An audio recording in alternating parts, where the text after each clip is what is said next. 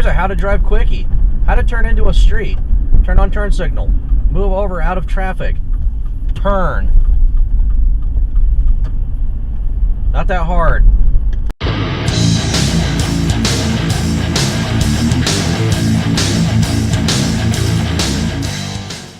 So have you ever been driving down the road, had somebody go turn in front of you? Well, they hit the brakes, signal, come to an almost complete stop, and then turn in to where they're turning into, causing you to almost be rear-ended maybe.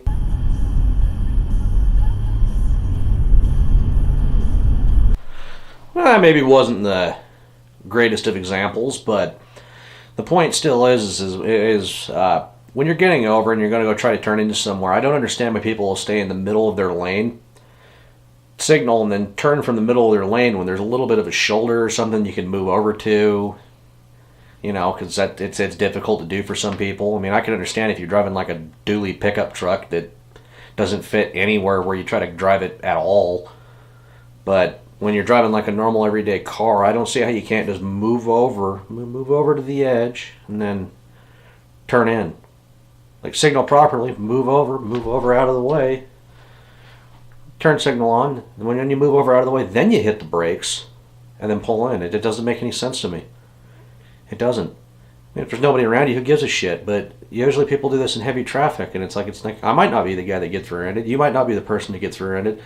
What about the guy that's 6 cars back that wasn't paying attention and it's Kia Soul and he gets ass backed by a Ford Raptor? What about that guy? You didn't think about that.